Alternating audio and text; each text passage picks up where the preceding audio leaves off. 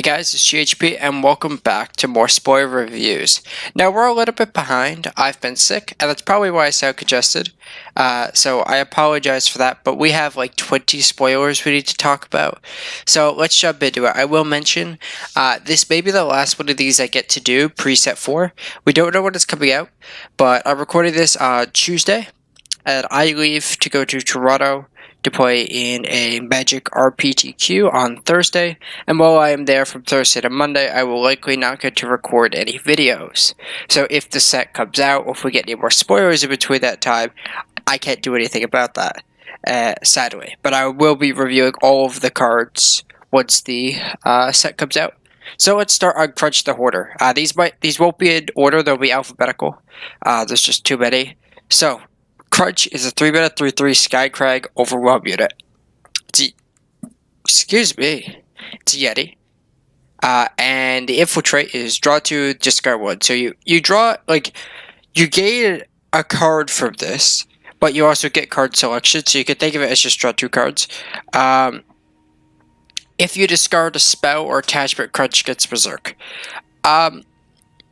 I think this card's pretty good. The Yetis have some pretty weak 3-drops that they're sometimes forced to play. The 3-mana 3/4 triple primal cost is what's coming to mind. Obviously, Wump is great. I think this card goes great with Wump because you automatically trigger the Infiltrate. But I think this card is powerful.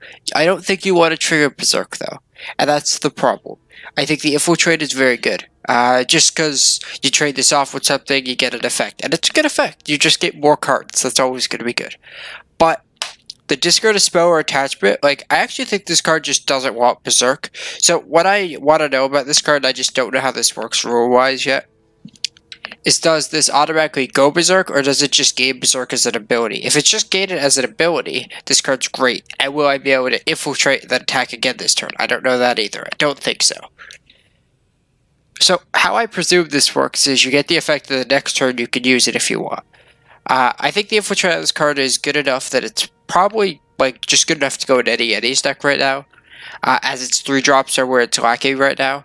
I don't see it seeing play outside of a Yetis deck, but yeah, I think this card is just doing something powerful, and it's giving the Yetis deck more card selection, which that deck has some decent amount of, like Fearless Yeti, Soap Sergeant, but that deck could always use it more because it has a lot of good synergy cards, and the more synergy you play in your deck, the more card selection you need.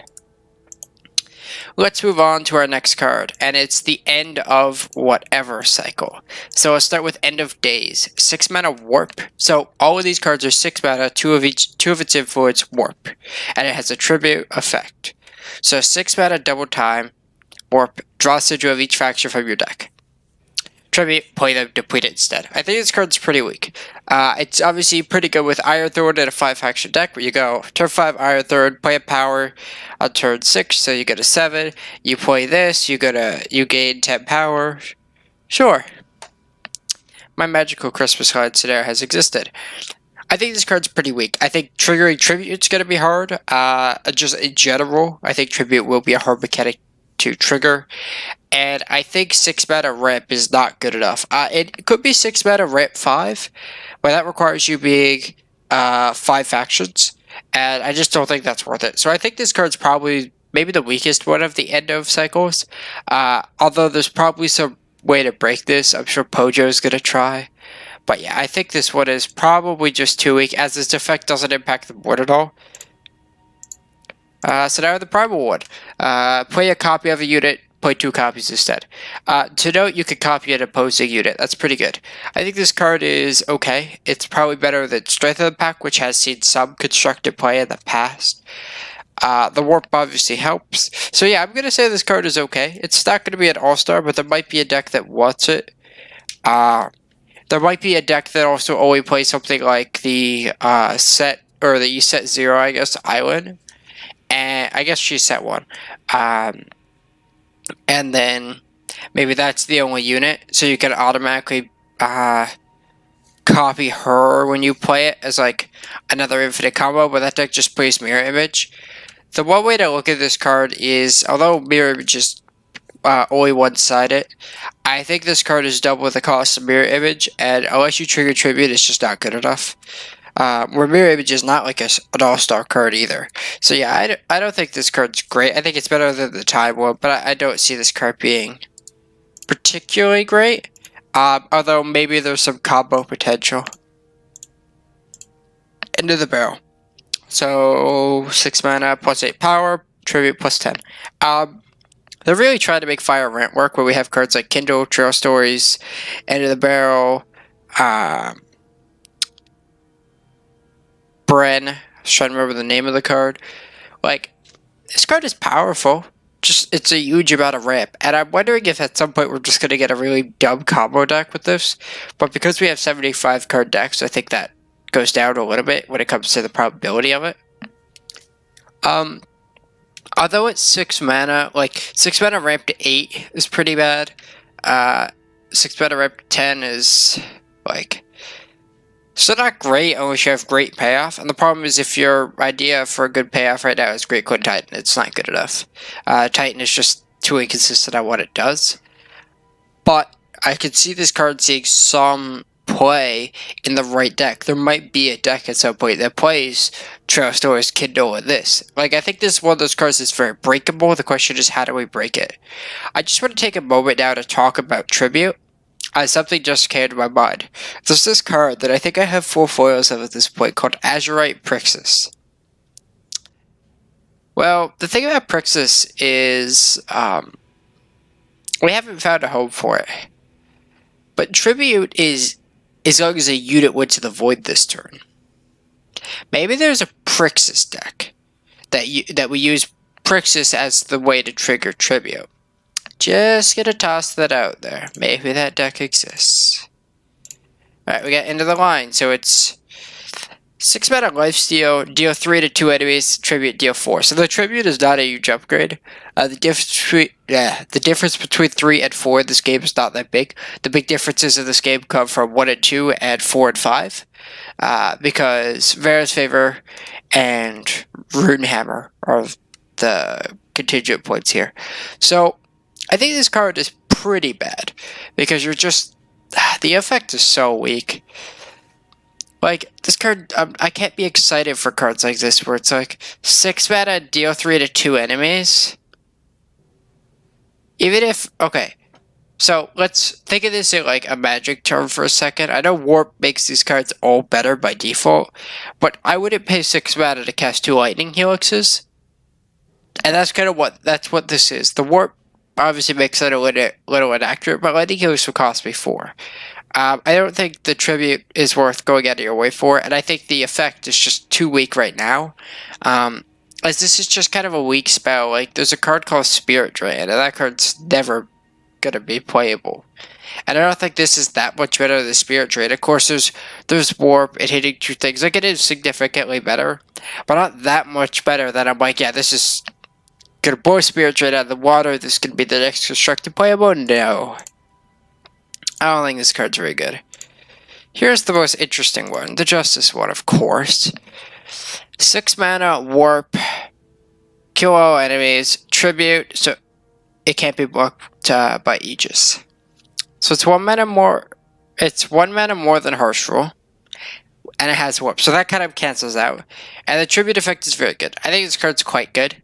I think this card's going to see play. Now the question is, does this replace Harsh Rule, or is this Harsh Rule number 5 through 8? I think the answer is this is the Harsh Rule number 5 to however many you need to play. If you could trigger the Tribute, this is amazing. Like, that effect is going to come up quite often. Even, there are plenty of times you're playing a Harsh Rule deck and you go, okay, attack with like 2 units. Because if you take the damage, great. If you don't take the damage, you block, I don't care. Well, now I'm incentivizing you to take the damage if I'm playing this card. And if you block, because we were racing at some point or anything like that, then I get this effect. And I think this effect will come up decently often. Not every game, obviously. There's not that much Aegis, but there's enough Aegis for this to be a relevant line of text.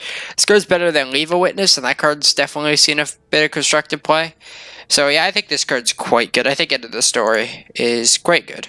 And I just said that twice. And we'll see plenty of play. I don't think it's going to replace Harsh Rule, though. Alright, we got Nash. We saw this one today. It's a 4 mana, 4/4 double time. Tribute +3/+3. So it's a 4-mana 7/7. Insert Heartstone Beam here. When it attacks, discard the top card of your deck. If it was a unit, your other units are invulnerable to damage. That's a very powerful effect. The question to me is this card better than is it Copperheart Herald? Copperheart Elite? The 4-mana 4/4 Combre Aegis Overwhelm card. Because I think that's where it's looking at. This card, to me, the home that I see this card having is Combre Aggro, if it's going to have a home. Now then, that deck is going to struggle to trigger Tribute because it's so tempo positive. And then I look at this card and I say, is this better than Titan? No. Is this better in practice to Splicer? I think a lot of the times, no. And you don't want to play 12 4-drops in your decks or whatever you're playing. Like, I don't think this card's an all-star. I think when you could trigger Tribute reliably, a 4-mana 7/7 is quite good. And its effect is very good. It lets you make these crazy attacks sometimes. And it's kind of like when you play Bandit Queen into boards, your opponent's like, alright, finally, I'm going to get a good turn to block and maybe stabilize. So you play Queen, and then they're like, well, I'm either chump blocking, or I'm just in an even worse position than I was last turn. And that's what this card does. When you attack and hit a unit, it's good. Now, this does have discard synergy, which is interesting. And I don't know if we can use that yet. I don't think a deck like Sentinel Reanimator wants this card. But maybe a Reanimator deck does suddenly want this card. But I have my doubts. So I think the overall TLDR on this card is I think it's a little bit just too weak. And the cards it's competing with in time right now are just kind of all a step or 3 ahead. Alright. We have one of the more interesting cards in my opinion. So we have Jawbone Greatsword. 4-mana, 5/2 Relic Weapon, double fire. Tribute, create and draw an 8/6 brand without fear. So I'm going to ignore the tribute, and then I'll review the tribute card after. So 4-mana 5/2 weapon's pretty bad. The problem is tribute triggers when you play this card. If it triggered like the turn you played it or something, then you can play this, kill something, get the effect. That's really good. Then this card would be good. Because it's only a 4-mana 5/2 weapon, I think this card is directly trying to compete with Runehammer, and I think Runehammer outshines it in most scenarios. That's kind of all I have to say about this card, unless you're trying to build like a fire, like a Praxis weapons deck where you get like Destruction and Molten Fist and stuff. But then if you want to play Molten Fist, you're supposed to play armor things, so that's all Injustice. So I don't really see this card working out. Maybe there's a world where this card's better than Runehammer. I just don't ever see that happening. Maybe if you're playing this aggressive creature deck, I don't know. I don't see this card being great. But let's take a look at the card that it creates, which is Brand Without Fear. So it's a 7-mana 8/6 with Berserk, and you may sacrifice another unit to give it Overwhelm. It's an okay creature. If I'm making it for free, that's pretty good. It's just another body, and it's big. It's just a big dude. It outclasses the majority of cards in the game when it comes to size. I think this card is okay, and if I'm getting it for free off of a weapon, I don't think I jump through hoops to trigger the tribute, but I think this card is quite good when I'm just getting it. Like, I'd be happy to, if we could change the weapon to where all it says is the turn you play it, you draw that in your hand. I think this card would be quite good because it's always a 2-for-1 at least, and it gives you something besides the Karuya to play on 7 if you're Volcano. And it's a card you don't need to put in your deck, but it will create value by itself. So I think the card will be quite good. Because it's a tribute, I think this card gets a lot worse, and I don't particularly see it seeing a lot of play. I've been wrong before though, but so far I just don't think tribute's that good. I think it's just hard to trigger.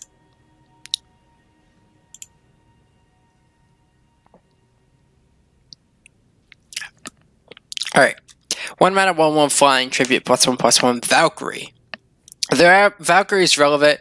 Valkyrie doesn't really have a lot of good plays pre-turn 3, and this is a good play. It's a 1-mana 2/2 flyer. The problem is triggering tribute. Am I a broken record yet? So want to bring me to the store to get repaired? Like, this card has the problem all of them do, and this one. Really, you want to play this early, because a 2/2 flyer is not good on turn 8. It's good on turn 1. maybe on turn 2. Tinker Overseer didn't see a lot of play. That's the problem. Is this card is hard. It's hard to get value very, very early on in the game, and that's the only time you particularly want this card. So I think right now I'm just going to say this card's not good.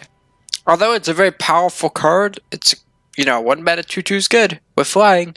The tribute makes this just too hard to really do anything with. Alright, now let's take a look at some tactics, or I believe they're not sorted by tactics, are they? I think they're just going to be sporadic here. Let me take a look. No, we got tactics. Okay. So we have Shogo Tactic. So these are all the 5 mana depleted 1 color power that at 5 mana transform. So same as the Monument. So this one is 2 mana fast spell +4/+2 and overwhelm. This card's okay. Problem is, any of the decks that want this to be aggressive fire decks, those decks will not play this card in exchange to have depleted power in all other games. And I think I'd rather play Crest if I'm going to play depleted power. Now, if you excuse me, we're going to break the record again. I'm about to say this 4 times. Or 3 and like a half. So, next one. Justice, +3/+3 on lifesteal this turn. Pretty good. Does a controlling Justice deck want this? No. Does a mid-range Justice deck want it? Kinda. It's a good board style breaker. But the mid-range decks really need to get their curve. Like if you look at like Argenport mid-range, that deck cut Gemblade even though it was playing it for a long time. And sure, giving your Tavrod, turning it into an 8/10 lifesteal for turn is pretty good. You get a 1-turn board order. And your opponent, may or may not be playing around this, so you can get your opponent and blow them out. Realistically, I don't think a lot of time decks want to have this, or a lot of Justice decks want to have depleted power like this, though. That's the problem with all of these type of cards, is depleted power is really bad. And the cards would be really good for them to see play, and I'm not sure this one's good enough. The games you screw up your curve to get this, the games you screw up your curve because the center's depleted are probably more than the amount of games that you win because of these tactics. So maybe one of these is going to be good enough. Let's take a look at the other 2. We already reviewed the primal one, if you want to check that in a different video. Alright, we got Cabal Tactic. So it's basically a rapid shot on 2 bodies, +2 attack and quick draw on 2 units. This one's probably okay. The question is, does the Shadow deck repeat the whole thing? Yeah. Does the Shadow deck want depleted power? I think this one's quite powerful, though. I think this is, better than the other 2 effect-wise. And I think this one might be slightly good enough for you to put, 1 in your random mid-range deck. Like, Argenport might want this card. It'd only be, a 1 of, but I think this is, the best one. And I think the cost might be slightly worth it, especially in mid-range unit battles. You have these huge bodies in Argenport or Xenon that can really use this effect really well. So I think this one might be okay. I might see 1 of play. All right, the last one, time 1. Put a unit in each weapon it's waiting into its owner's hand. This was just terrible. Don't try and put this in your decks, guys. This card's just, this would feel so bad that they even printed it. Alright. 2 mana 2/2. In Shadow, it's a Wisp. Pay 1 and sacrifice it to cast Suffocate, basically. This card's okay. It would definitely go to see a ton of draft play. But a 2 mana 2/2 is kind of But you can pay 1 and have Suffocate in your deck, and that's pretty good. Also to note is this triggers Tribute, because it's an on-board effect, which is really good. The creatures that are okay bodies, and that have an effect that you can pay for like this is just so good. We have one that, silences a unit in time. This type of card's very good. And I think this card is okay in the right metagames and in the right deck. Maybe you're in this Tribute deck.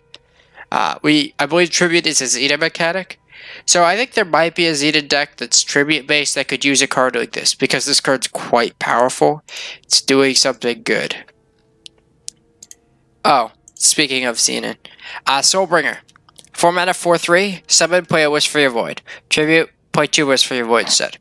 When you don't have the word Tribute on this card, I think this card's good. When you add Tribute to this card, it's very good. We don't have a ton of good Wisp right now. That's the thing about this card. So right now, it might not be good enough with the cards we have. But presumably we get some good Wisp. This card's very good.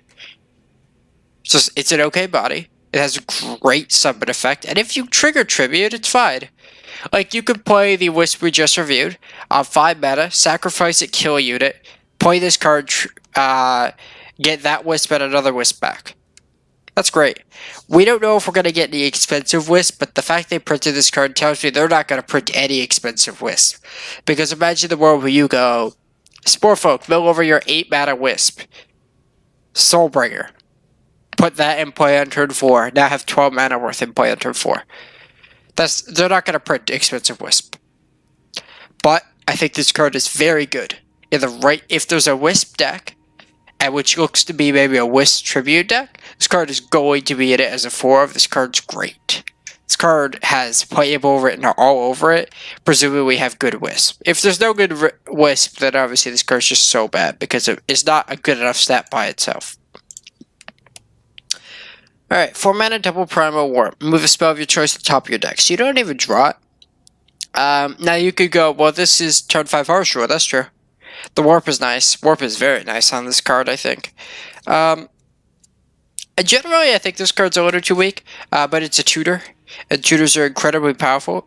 The real answer is I should probably vote this card as a playable card, but not an all-star, and I think that's what I'm going to say. So it's kind of going to be like Rise to the Challenge, where the right deck might play some small number of them, because, well, the effect is pretty good, and especially with it having Warp, like, I can see this card doing some good things, and there is plenty of good spells to put on top of your deck.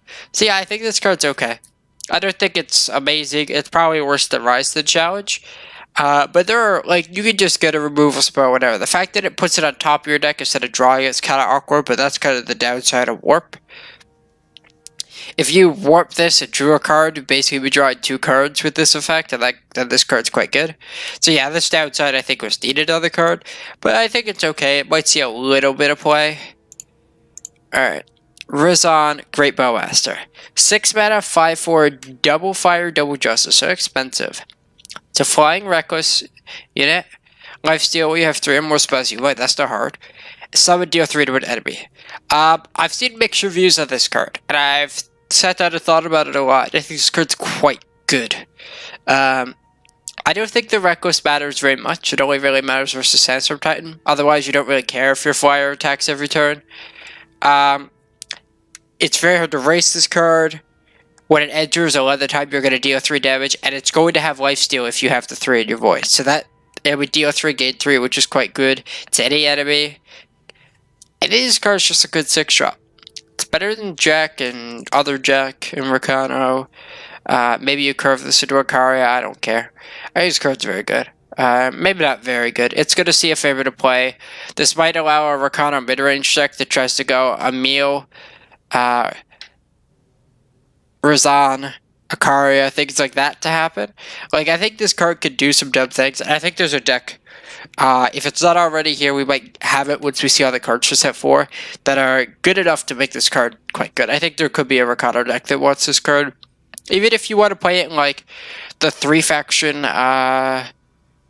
removal pile with the play creatures, presuming you don't play Harsh Rule, because you shouldn't play Harsh Rule in that deck. But you can play this with Macto, Duo, Highwayman, Akaria, removal. Maybe that deck exists still. Maybe this is an upgrade to it. It probably is. That deck could easily get lifesteal on this card too, so I easily could see it going in that deck. I think this card's very good. I think it's going to see a lot of play. Yep, I've reviewed it too. Very good now. Sandstorm Scarf. Units can't fly. 1 mana relic.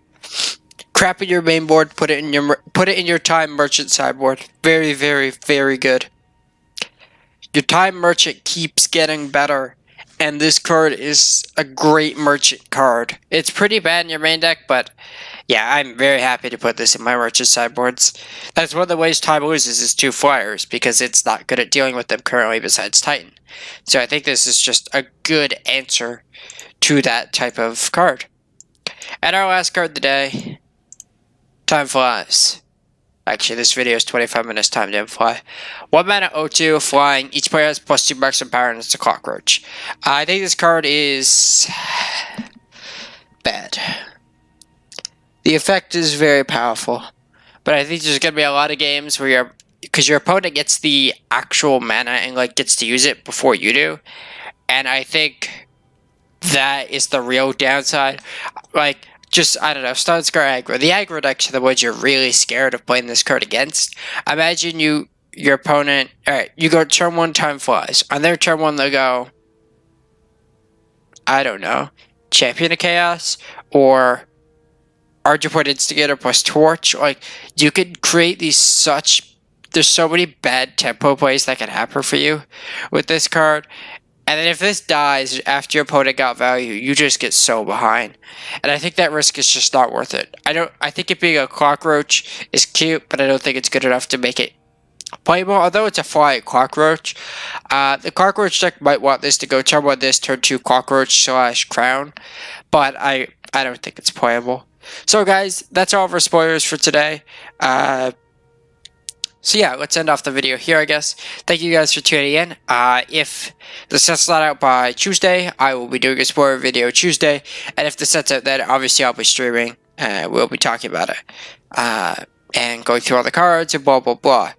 So thank you guys for watching, and I'll see you next time.